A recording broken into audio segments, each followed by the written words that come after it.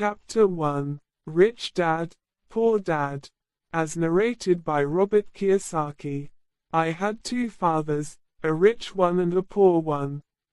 One was highly educated and intelligent. He had a PhD and completed 4 years of undergraduate work in less than 2 years. He then went on to Stanford University, the University of Chicago, and Northwestern University to do his advanced studies, all on full financial scholarships. The other father never finished the 8th grade. Both men were successful in their careers, working hard all their lives. Both earned substantial incomes, yet one struggled financially all his life. The other would become one of the richest men in Hawaii. One died leaving tens of millions of dollars to his family, charities and his church. The other left bills to be paid. Both men were strong, charismatic and influential. Both men offered me advice, but they did not advise the same things. Both men believed strongly in education but did not recommend the same course of study. If I had had only one dad, I would have had to accept or reject his advice. Having two dads advising me offered me the choice of contrasting points of view, one of a rich man and one of a poor man. Instead of simply accepting or rejecting one or the other, I found myself thinking more, comparing and then choosing for myself. The problem was, the rich man was not rich yet and the poor man not yet poor. Both were just starting out on their careers, and both were struggling with money and families. But they had very different points of view about the subject of money. For example, one dad would say, the love of money is the root of all evil. The other, the lack of money is the root of all evil. As a young boy, having two strong fathers both influencing me was difficult. I wanted to be a good son and listen, but the two fathers did not say the same things. The contrast in their points of view, particularly where money was concerned, was so extreme that I grew curious and intrigued. I began to start thinking for long periods of time about what each was saying. Much of my private time was spent reflecting, asking myself questions such as, why does he say that? And then asking the same question of the other dad's statement. It would have been much easier to simply say, yeah, he's right. I agree with that, or to simply reject the point of view by saying, the old man doesn't know what he's talking about. Instead, having two dads, whom I loved, forced me to think and ultimately choose a way of thinking for myself. As a process, choosing for myself turned out to be much more valuable in the long run, rather than simply accepting or rejecting a single point of view. One of the reasons the rich get richer, the poor get poorer, and the middle class struggles in debt is because the subject of money is taught at home, not in school. Most of us learn about money from our parents. So what can a poor parent tell their child about money? They simply say, stay in school and study hard. The child may graduate with excellent grades but with a poor person's financial programming and mindset. It was learned while the child was young. Money is not taught in schools. Schools focus on scholastic and professional skills, but not on financial skills. This explains how smart bankers, doctors and accountants who earned excellent grades in school may still struggle financially all of their lives. Our staggering national debt is due, in large part to highly educated politicians and government officials making financial decisions with little or no training on the subject of money. I often look ahead to the new millennium and wonder what will happen when we have millions of people who will need financial and medical assistance. They will be dependent on their families or the government for financial support.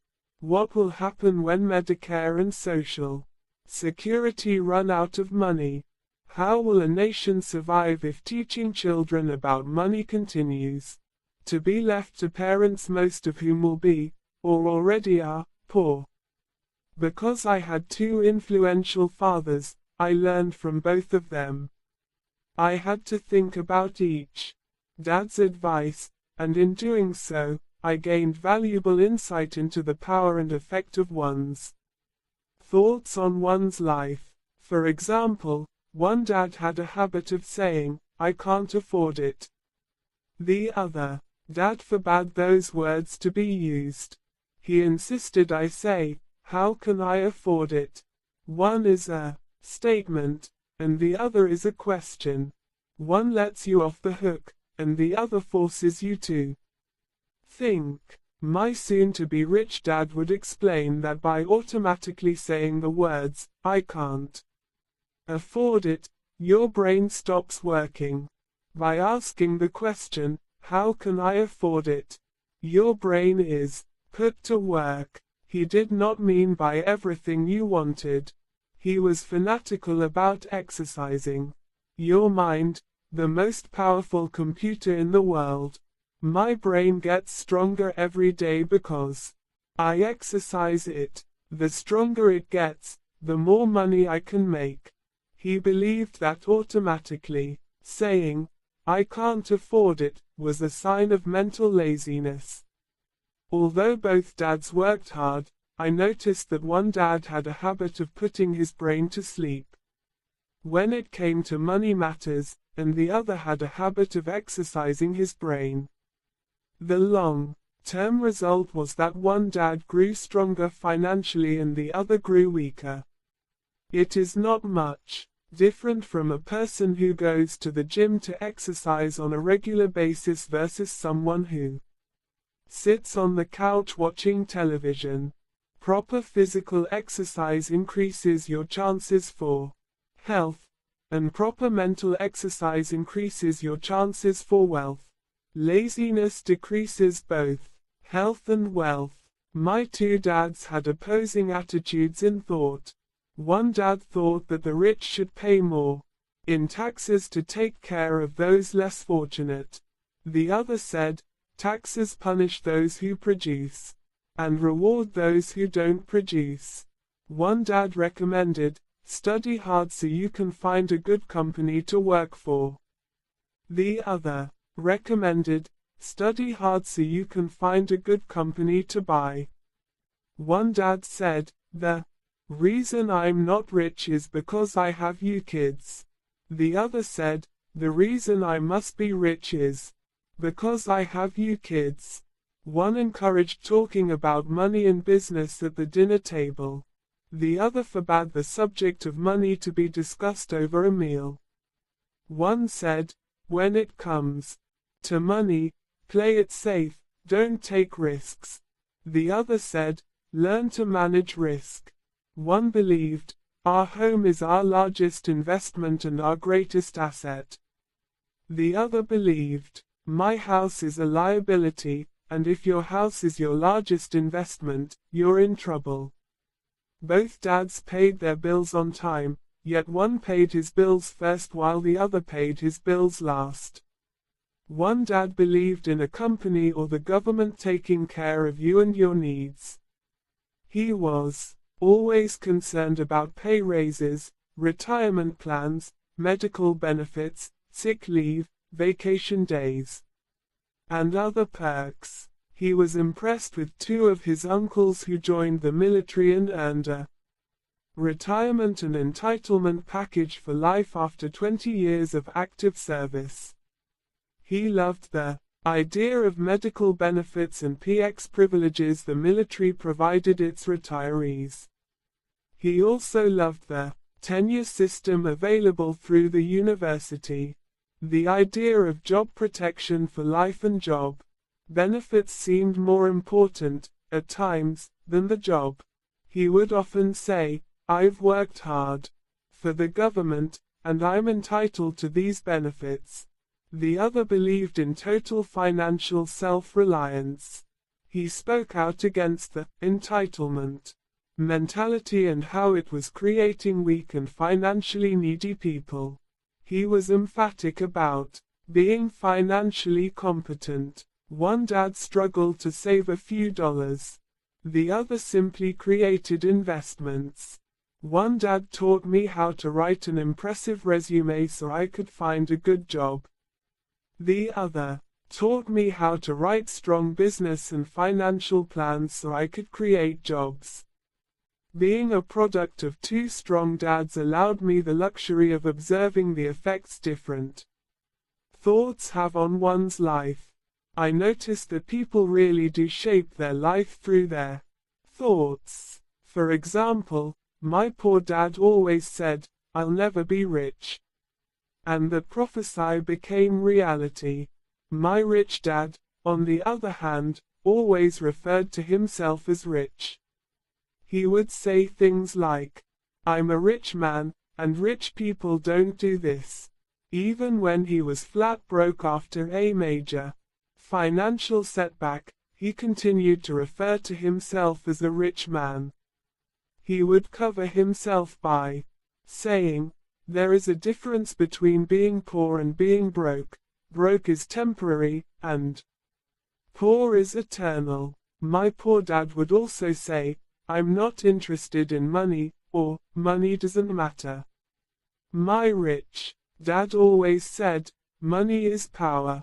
The power of our thoughts may never be measured or appreciated, but it became obvious to me as a young boy to be aware of my thoughts and how I expressed myself.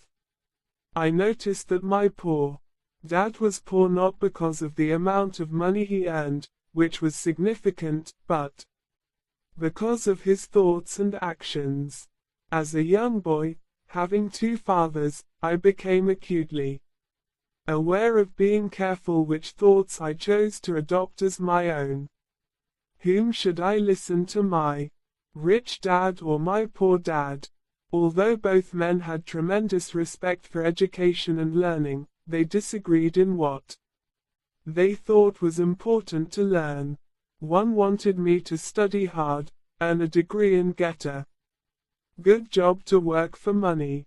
He wanted me to study to become a professional, an attorney or an accountant, or to go to business school for my MBA. The other encouraged me to study to be rich, to understand how money works and to learn how to have it work for me.